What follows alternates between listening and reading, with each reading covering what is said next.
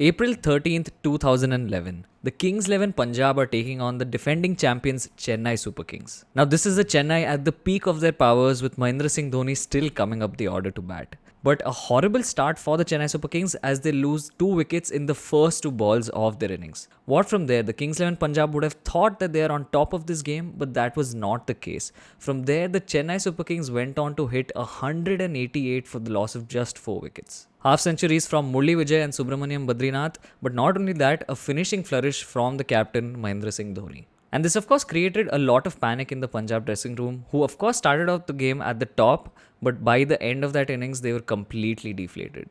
To make matters worse, instead of Sean Marsh coming out to open with Adam Gilchrist, it was a young Indian batter. Everybody was confused. What was to follow, however, was one of the greatest innings in the IPL, a masterclass in T20 chasing. And what for the Indian batter, it shot his name into IPL folklore. Now, of course, I will get back to this story as the video progresses. Before we get into this video, hit that subscribe button. The IPL has been around since 2008, and while a lot of us have been following it from the start, there are still a lot of us who don't know what has happened in the first few years of the IPL, and we only hear these stories as folklore because we've never seen those matches live. It's given rise to a lot of Indian cricketers. It has taken players and made them from rags to riches. It has not only boosted certain names in domestic cricket, but also made sure that they're handed their deserving India caps. But there's also another side of the IPL that created a lot of hype around certain players who put in beautiful performances, but their memories will be short-lived because of the fact that they never had an India career, or just the fact that they fizzled out after 2 to 3 seasons.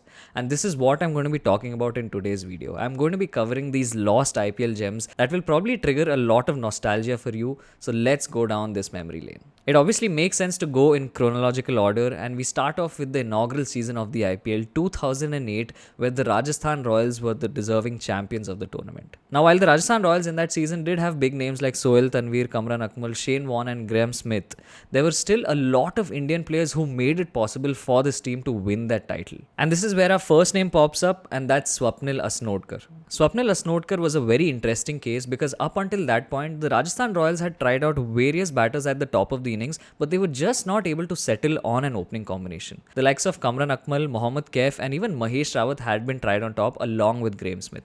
However, no partnership seemed to stick, and Shane Warne was extremely frustrated by Rajasthan Royals not getting off to good starts. This is where Swapnil Asnodkar was finally handed his debut for the Rajasthan Royals, and what followed was a dream start for this man. Swapnil walked in his debut game against the Kolkata Knight Riders and scored a blistering 60. He was an absolute pocket dynamite, and his attacking style of play seemed to complement the T20 format. Not a lot of people had seen this kind of batting from Indian openers apart from Virender Sehwag. Swapnil Asnodkar was a breath of fresh air. He went on to dominate the first half of the IPL with scores of 60, 32, 39 and 50 in just his first 4 innings. Swapnil had become extremely reliable, and there are also videos where Shane Warne has openly praised Swapnil and his attacking style of batting.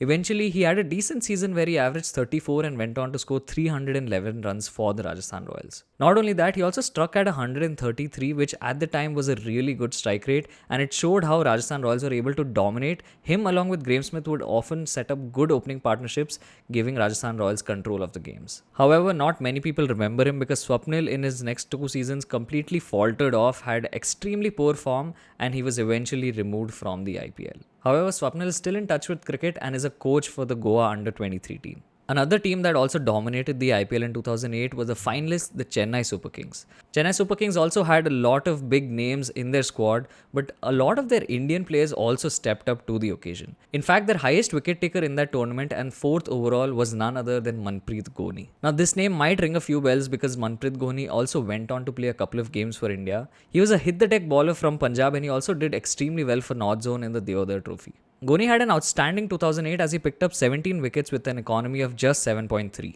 And exactly like Swapnil Asnodkar, Manpreet Gony too had 2008 as his best season. He of course did feature in a few more IPLs after that, but he definitely wasn't the same bowler. However, he had one interesting record to his name, and that was in the Syed Mushtaq Ali tournament of 2012, where he became the first bowler in T20s to bowl 3 maidens. Eventually though, as is the case for a lot of Indian pacers, Manpreet Gony too fell out of favour because of poor form and also because of the fact that he was no longer able to bowl as fast as he used to. With how fast T20 cricket was evolving, Gony was eventually not able to keep up with the IPL and he was dropped subsequently. However, he retired and then went on to play leagues in Canada and global T20 leagues around the world. From here, we move to 2009, the famous season that a lot of people remember because Deccan Chargers went on to win that year's IPL. However, what a lot of people don't remember is that Deccan Chargers barely made it into the top for that season. With 7 wins and 7 losses, they just about made it based on run rate into that top 4, and from there they went on to win a famous campaign. That year for the Deccan Chargers produced so many cult heroes, the likes of Adam Gilchrist, a young Rohit Sharma, a young Pragyan Ojha, Herschel Gibbs, Chaminda Bas, the list was endless. They were just a star-studded lineup, but even in all of this, there was a local boy who stood out and contributed immensely in all-round abilities in 2009 as well as 2010. Of course, I'm talking about Tirumalasetti Suman. T. Suman hailed from Hyderabad. He was a local boy, knew the conditions extremely well, and he batted in the middle order for the Deccan Chargers, but also along with that, he bowled some handy off-break, especially in that 2009 season where they went on to win. In the 2009 and 2010 seasons combined, he went on to score 544 runs at a decent average of 28 and a strike rate of 121. Along with this, he also chipped in those middle overs, picking 5 wickets at a decent economy of 7.2 in the 2009 season. And Suman, despite being a bit of a bits and pieces player, was able to come in and play those crucial cameos and bowl those crucial overs in the middle, providing great solidity and balance to that Deccan Chargers lineup.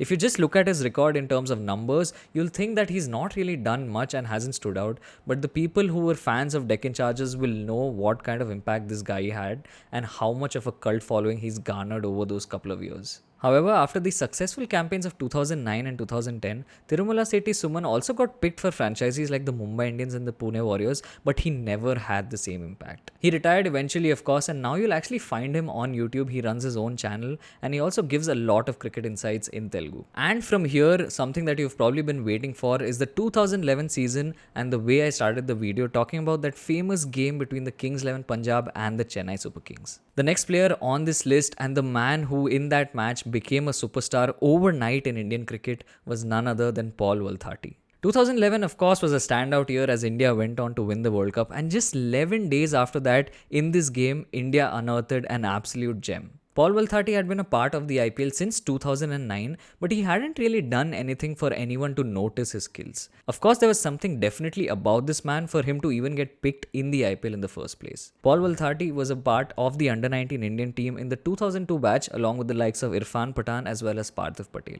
But what happened after 2002 was an injury to his eye which hampered his development in cricket moving forward. He still managed to make it to the IPL as the Rajasthan Royals saw something in him and took a punt. He didn't get much game time, nor did he put in any performances, and eventually in 2011 he found himself in the Kings 11 Punjab dugout. Valthaty that night produced one of the greatest masterclasses in T20 chases as he got 120 not out of 63, possibly one of the most talked about IPL innings in IPL folklore. It was a surprise because Sean Marsh was due to come out and open the innings with Adam Gilchrist, but they'd sent this young Indian opener and he did not disappoint. He went after the bowling right from the get-go, and some of the stroke play that you'll see in those highlights was absolutely breathtaking to watch. He went on to have a very stellar season for a non-capped Indian player as he got 463 runs, getting 250s and that crucial century. Averaging 35.6 with a strike rate of 136, Valthaty was one of the biggest names to come out of that tournament. However though, Valthaty shone only through the first half of that tournament, and by the second half of IPL 2011, it had already started to look like he was fading away. He had lost form and struggled to get even a double-digit score. From there, he did go on to play in the IPLs of 2012 as well as 2013, but he was not the same Paul Valthaty that we knew, and eventually he too fizzled out. And from here we move to the IPL of 2012. Now, one of the players that we have to talk about, and this is someone who comes up when you Google or when you go to YouTube and you search for funny runouts in the IPL, he is the man who comes up first. It's Shadab Jakati. Barring that funny incident, however, and something that might have garnered him a lot of fame, not how he would have liked it to come his way, Shadab Jakati was an absolute find for the Chennai Super Kings. In fact, if you ask any CSK fan who's been following since the early days, you'll know that Shadab Jakati was an absolute cult figure until Ravindra Jadeja came along. And much like his Goa teammate Swapnil Asnodkar, Jakati also used the platform that was the IPL to boost his career and to finally shoot himself into fame. He was also one of the most celebrated Indian spinners at the time, and his contributions obviously led to Chennai Super Kings winning the titles of 2010 as well as 2011. Through 2009 to 2012, he picked up 45 wickets in the 50 matches that he did play for the Chennai Super Kings. He was also extremely economical, going at just 7.5 runs to the over. And Jakati's was a very inspiring story because this was a man who had toiled away in domestic cricket for about 10 years, his career not really going anywhere. A lot of people looked at him as a bits and pieces player, but from there, for him to get picked for the Chennai Super Kings and for him to have those 2-3 amazing seasons, heck, he even got to turn the ball in South Africa where a lot of people were not able to do that. It is one of the nicer stories to come out of the IPL, and eventually Shadab Jakati's contributions are something that a CSK fan will obviously always talk about. And now, from talking about the most successful franchise to talking about the least successful franchise in that period, the Kings 11 Punjab. In their time during that period, despite them having a horrific run, they did unearth some extremely good players. One such player was Parvinder Awana. If you remember watching Parvinder Awana, he was one of those fast bowlers that immediately caught your eye. Came in, hustled in, bowled extremely good pace, and you'll remember him for that searing in-swinging Yorker that he would bowl consistently. Awana shot to limelight in just his second game where the Kings 11 Punjab were taking on the Royal Challengers Bangalore. He ripped through that top order, getting 4 wickets in an otherwise disappointing display for the Kings 11 Punjab where they went on to lose the game, but just the wickets he got and the manner in which he got them immediately announced himself to the world stage. He got the wickets of Mayank Agarwal, Chris Gayle, Virat Kohli and Saurabh Tiwari. All 4 big batters and also a couple of star players in there was no mean feat to get those wickets. And from there, he went on to perform consistently for the next couple of seasons for the Kings 11 Punjab as he picked up 39 wickets in just 33 games at an impressive economy of 8.2. In fact, his performances were so good that he also received an India call-up and went on to play 2 T20I games for India against England. Awana went on to have a decent domestic career, and being a fast bowler, his career wasn't that prolonged and he eventually called it quits in 2018. From here, we move to another very inspiring but a big what if of Indian cricket story. This is the story of an all-rounder who potentially could have made an India debut all the way back in 2001 after India's all-rounder Robin Singh had retired. I am of course talking about Rajat Bhatia. Rajat Bhatia was an extremely consistent player in the domestic circuit. He's played over 100 first-class games with a career spanning almost 20 years. Having scored 6,500 runs with an impressive batting average of 49 and taken 137 wickets with an impressive bowling average of 28, Rajat Bhatia surprisingly never went on to play for India. He toiled away in domestic cricket, but his reward came in the form of some glorious IPL performances that he put in for the Kolkata Knight Riders. Bhatia was instrumental for the Kolkata Knight Riders as he helped turn things around for them and got them to finish in the top 4 multiple times. He was also a great contributor in the title wins of 2012 as well as 2014 for the Kolkata Knight Riders. Not only did he play some handy cameos with the bat, but where he was extremely lethal was his medium pace and the cutters that he used while bowling. Through these seasons, he picked up 36 wickets at a very impressive economy rate of just 7.1. And from one Kolkata Knight Riders Indian star to another, here is the story of Manvinder Bisla. Manvinder Bisla too was another under-19 cricketer from that 2002 batch, rubbing shoulders with Irfan Pathan as well as Parthiv Patel. In fact, his story is even more interesting because he started out as a medium pacer and by the time he was in the IPL, he was playing as an opening wicketkeeper batsman. Bisla was one of those people who stood out because of his style of play. Although his strike rate was nowhere near impressive, the one thing that stood out about him was any time there was a pressure situation or any time the KKR played CSK, this man would turn into something else, go into a completely different gear and just dominate that bowling lineup. His IPL record is mediocre to say the least, with an average of just 21 and a strike rate of 113. There's nothing that if you look at by numbers stood out for Manvinder Bisla, but where he did become an absolute cult figure in the history of the IPL was his knock in the final for the Kolkata Knight Riders. This is the final where the Chennai Super Kings batted first against the Kolkata Knight Riders and went on to score 190. This was one of the biggest scores ever, and especially at that time and in a final, to be able to chase that down for the Kolkata Knight Riders was always going to be tough.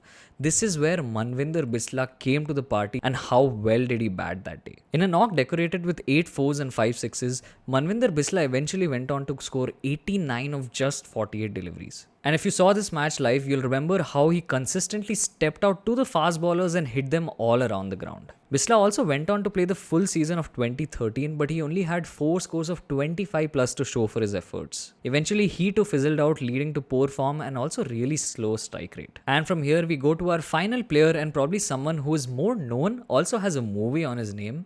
This is none other than Pravin Tambe. It was the 2014 season and the Rajasthan Royals narrowly missed out on the top 4 owing to poor net run rate. However, something that even got the Rajasthan Royals that far and glued their bowling innings together was none other than the leg spinner Pravin Tambe. Tambe's is a very inspiring story and probably a one in a million kind of story, which is also why we love the IPL. At the age of 41, this man was toiling away as a club cricketer in Mumbai cricket, and he was doing this part time while also having a job. The closest he'd ever even gotten to playing state cricket was a probable selection in 2000. From there, for the Rajasthan Royals to scout him in a club match, and from there for him to get picked at the age of 41 was something that was almost unheard of. While he didn't get too many games in 2013, in the 2013 Champions League was where he absolutely shone. He picked up 12 wickets at an impressive economy of just 6.5, rubbing shoulders with the likes of Ravichandran Aswin, who was the top of the spinners in India at the time. And if you thought that season was good for him, Pravin Tambe would go one notch ahead in 2014, where he picked up 15 wickets in 13 games at an impressive economy of just 7.2. His cunning leg breaks that were quick and also his well-masked googly was something that had a lot of franchisees in a pickle.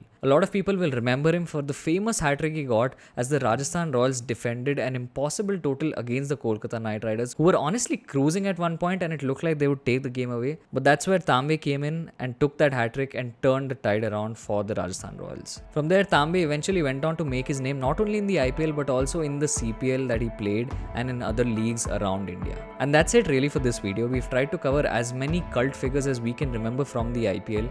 I know this is not the entire list, and if you want us to do one more such video, let us know in the comments. If there's more names that you can think of, definitely leave them down in the comments below and also leave your best memory of these players. Thank you so much for watching. All of our links are in the description. Definitely give us a follow on Instagram. We also have a WhatsApp channel, so follow that for the latest updates on whatever is happening in Indian cricket. Thank you so much for watching. Peace.